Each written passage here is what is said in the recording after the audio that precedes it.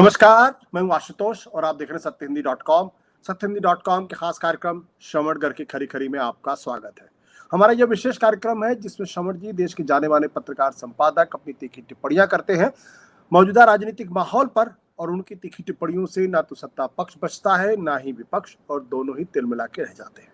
आज दरअसल हम जानेंगे श्रवण जी से कि बजट सत्र जो 22 जुलाई से शुरू हो रहा है और 12 अगस्त को कंक्लूड करेगा, अब महज कुछ दिन बचे हुए हैं, लेकिन इसके बावजूद बजट को लेकर किसी तरीके का कोई उत्साह दिखाई नहीं पड़ रहा है। हालांकि बड़े बड़े दावे किए जा रहे हैं। जैसे पिछले दिनों आरबीआई ने दावा किया कि देश में पिछले कई सालों में 8 करोड़ नौकरियां, 8 करोड़ रोजगार लोगों को मिला है। अब सवाल ये उठता है कि अगर इतनी बड़ी संख्या में लोगों को रोजगार मिला है, तो फिर इस देश के अंदर रोजगार को लेकर, बेरोजगारी को लेकर जो हाहाकार मचा हुआ है, जो युवा एक तरीके से गुस्से में तमतमा रहा है और जिसकी वजह से भारतीय जनता पार्टी को इस चुनाव में सजा मिली है, वो क्यों इतने गुस्से में दिखाई पड़ रहा है।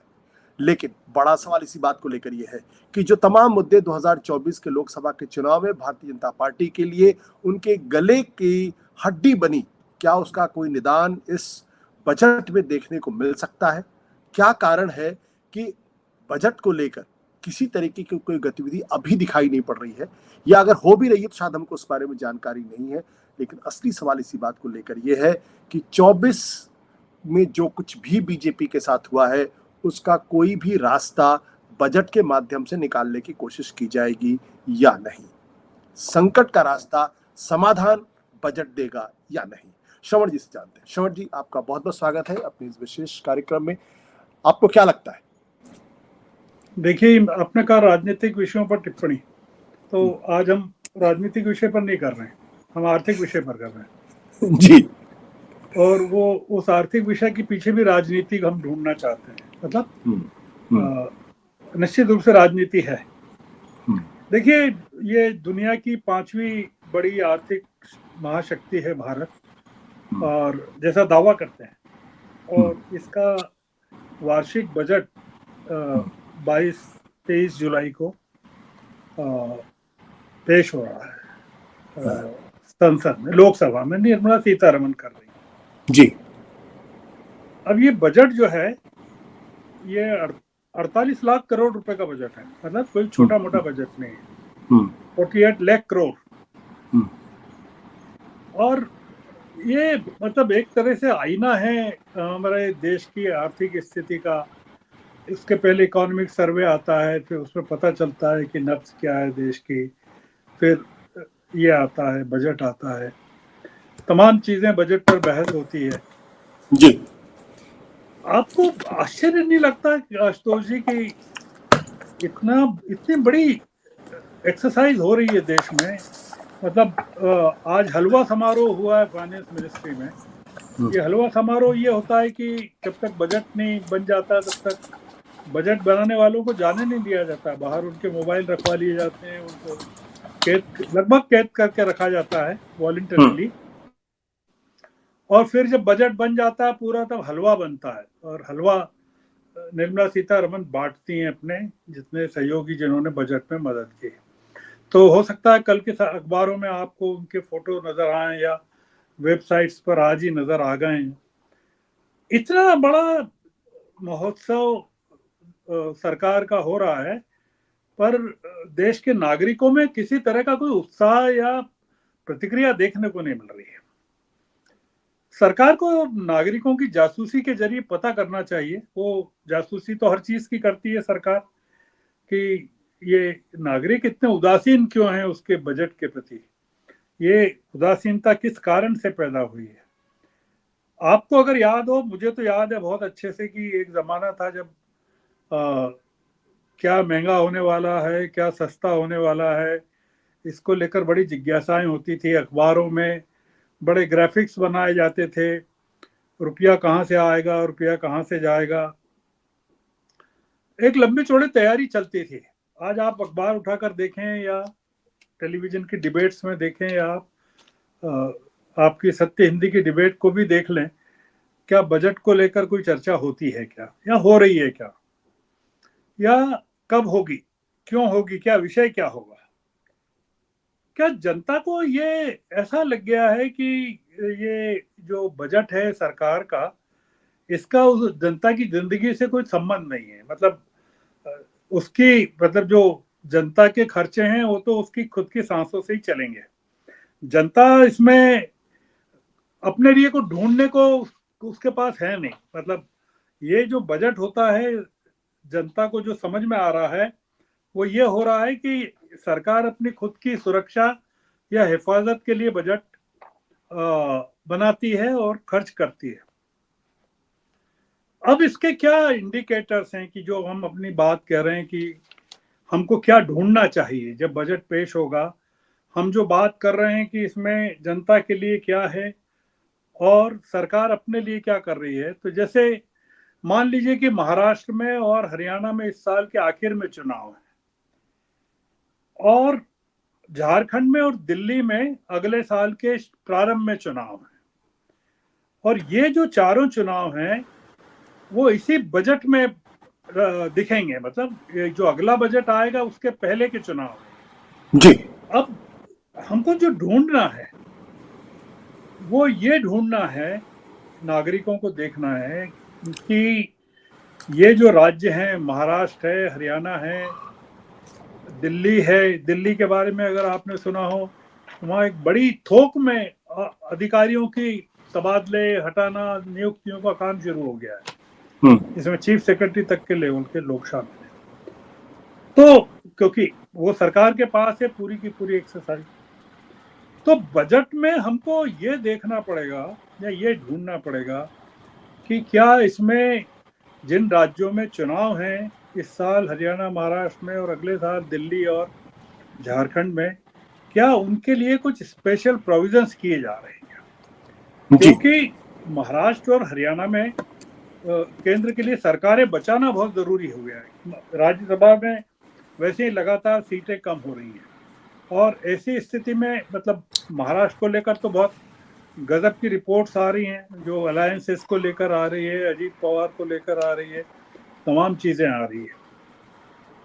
अगर आपने गौर किया हो, ये जो मंत्रिमंडल का गठन हुआ था मोदी जी के, बहुत कम लोगों ने गौर किया होगा कि इसमें महाराष्ट्र से 6, बिहार से 8 और हरियाणा से 3 मंत्रियों को बनाया गया। मतलब 71 लोगों के मंत्रिमंडल में मंत्रियों को जो लिया गया उसमें 17 लगभग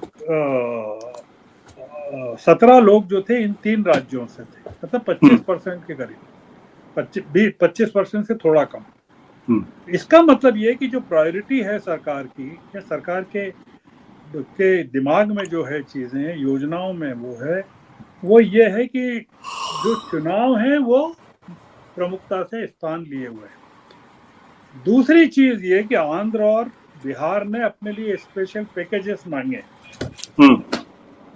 और वो पैकेजेस इसलिए इम्पोर्टेंट हैं कि इस सरकार का बचे रहना उन दोनों जो पॉलिटिकल पार्टीज हैं उनकी कृपा पर निर्भर हो गया है। अगर आपने गौर किया हो, खबरें देखी हो, तो चंद्रबाबू दिल्ली पहुंच गए और उन्होंने अमित शाह से मुलाकात कर ली है, और उन्होंने कहा है कि भाई उनको बड़ी मात्रा में, बड़े उसमें फंड्स चाहिए अपने देश की प्रगति की, अपने राज्य की प्रगति के लिए। सब्सटेंशियल एलोकेशन जिस शब्द का नाम लिया गया है। हो सकता है आपको बजट में ये नजर आए कि हरियाणा, महाराष्ट्र, दिल्ली, झारखंड, हो सकता है झारखंड के लिए हो नहीं हो क्योंकि वहां हेमंत सोरेन की सरकार है, पर इन राज्यों के लिए स्पेशल प्रोविजंस आपको मिले। आपको इन राज्यों के लिए रेल के नए प्रोजेक्ट्स आपको नजर आए, क्योंकि रेलवे बजट भी लगभग इसी में शामिल हो गया आजकल। और आंध्र प्रदेश और बिहार के लिए आपको कुछ स्पेशल पैकेज मिले। आम आदमी की रुचि बजट में क्यों नहीं है? मतलब क्यों, कारण क्या हो सकता है, और आम आदमी का मानना क्या है कि वो सरकार उसको कुछ दे नहीं सकती है? आम आदमी को सरकार 5 किलो अनाज दे रही है, 80 करोड़ लोग, उज्ज्वला के खाली सिलेंडर दे रही, खाली का इसलिए कह रहा हूं कि एक बार मिल गया दोबारा नहीं भरवा पाए, कई लोग नहीं भरे, और कीमत भी जो है 1200, 1400, 1500 रुपए तक भरने की है। प्रधानमंत्री आवास योजना में जो मकान बनाए गए वो तो बनाए गए, घोषणा की गई है 2-3 करोड़ मकान और बनाए जाएंगे। और नया क्या हो सकता है? नया ये हो सकता है कि किसान कूच कर रहे हैं, हरियाणा जैसे शंभू बॉर्डर खुलती है वैसे ही किसान दिल्ली घुसना चाहते हैं, तो किसानों की जो मांग है एमएसपी की, उसको लेकर कोई बड़ी घोषणाएं हो सकती है कि भाई किसानों के कर्ज माफी को लेकर या एमएसपी को लेकर बजट में हो सकती है। एक जो इम्पोर्टेंट चीज है, जो वो इम्पोर्टेंट मैं इसलिए कह रहा हूं कि यही लोग हैं जो सरकार के खिलाफ माहौल को बनाते हैं और बिगाड़ते हैं। मतलब 2.25 करोड़ लोग हैं केवल 140 करोड़ के देश में, आशुतोष जी, केवल 2.25 करोड़ लोग हैं, 2.2 इनकम करोड़ टैक्स देते हैं। इनकम टैक्स देते हैं, जिन्होंने जी। 22-23 में दिया था।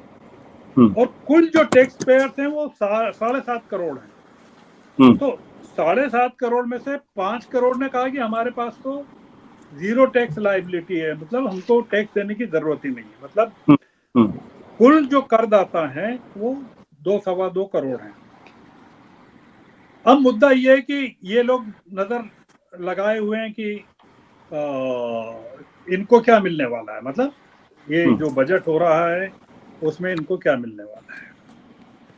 दूसरा एक जो मुद्दा है कि जिसको मतलब हम लोग नजर रख सकते हैं, आम आदमी नजर रख सकता है, इस सरकार की सबसे ज्यादा जो रुचि है वो है स्टॉक मार्केट में, कि स्टॉक मार्केट नहीं गिरना चाहिए। आपको अगर पता हो तो एग्जिट पोल आने के बाद जो घपला हुआ था सबसे बड़ा, वो स्टॉक मार्केट में हुआ था, और लाखों, मतलब जो एक अनुमान के हिसाब से 30 लाख करोड़ रुपए का लोगों को नुकसान हुआ था। ये स्टॉक मार्केट जो है इस सरकार की सबसे बड़ी कमजोरी है, और बहुत सारे लोगों को पता नहीं है या जानकारी है भी तो उसको इससे रिलेट नहीं कर पा रहे हैं कि 15 करोड़ लोग स्टॉक मार्केट में ट्रेडिंग करते हैं, मतलब स्टॉक मार्केट के साथ जुड़े हुए हैं। अब ये जो स्टॉक मार्केट के साथ जो लोग जुड़े हुए हैं, जो इन्वेस्टर्स हैं, इनकी नजर रहती है कि जो डिविडेंड इनको मिलता है, जो शेयर्स की शॉर्ट टर्म और लॉन्ग टर्म गेन्स होते हैं जो शेयरों की बिक्री से, उस पर जो टैक्स वगैरह होता है, उसको लेकर इस सरकार की इस नीतियां क्या है, मतलब किस तरह से उनको आगे बढ़ना चाहिए शेयर मार्केट में। और सरकार चाहती है कि पूरा का पूरा देश स्टॉक मार्केट में घुस जाए। जी। दूसरा ये कि जो बड़ी कंपनियों को जो कारपोरेट टैक्स में अभी 30% लगता है कारपोरेट टैक्स वर्तमान में, और बड़ी कंपनियों की हमेशा डिमांड रहती है कि कारपोरेट टैक्स में कमी की जाए, मतलब कम किया जाए उसको।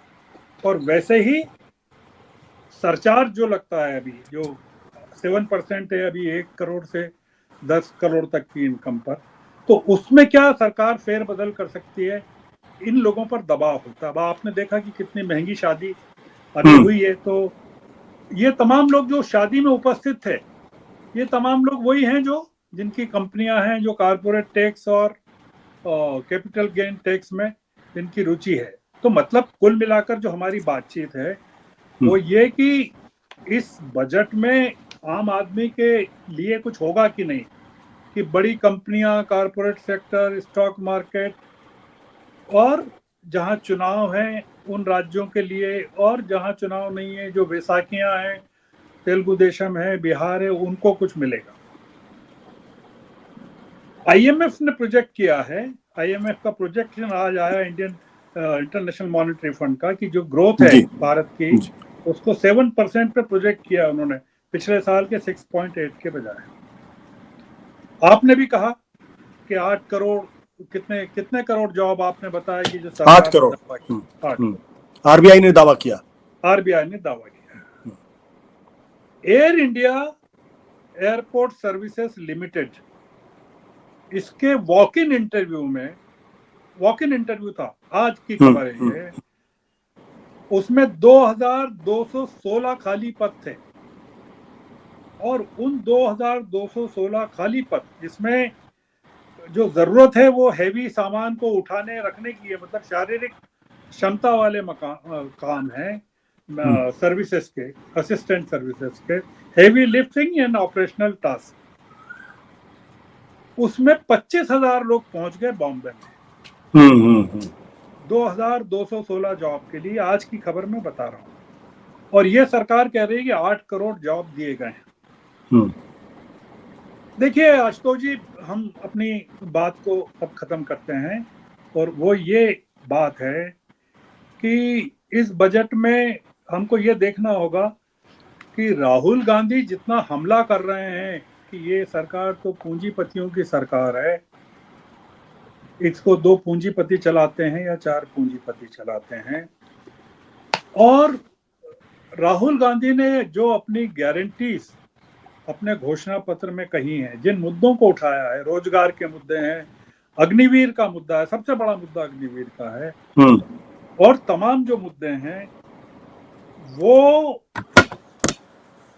होते हैं कि नहीं होते हैं, और अगर नहीं होते हैं तो हमको ये मानना चाहिए कि ये बजट भी वो 15 लाख आपके खाते में पहुंच जाएगा, वैसे ही जुमला साबित होगा। और राहुल गांधी का जो कहना है कि ये तो सरकार भी पूंजीपतियों की है और बजट भी पूंजीपतियों के लिए बनता है। तो इसमें ये जो हमारा जो आज का टॉपिक है, हालांकि पॉलिटिकल नहीं है, पर मैंने बताया आपको पूरी बातचीत ही अपन ने राजनीतिक की है कि ये जो बजट है पूरा का पूरा राजनीति से प्रेरित है, कि लोगों के जिंदगी से, रोजगार से, महंगाई से, और जैसा आपने कहा अपनी भूमिका में कि हाल के कारणों में महंगाई, बेरोजगार और करप्शन, ये मुद्दे प्रमुख रूप से रहे हैं।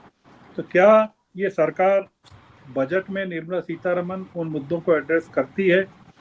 अगर करती है तो क्या उसका फायदा ये जो विधानसभा के चुनाव होने वाले हैं उसमें इस सरकार को मिलेगा कि नहीं मिलेगा?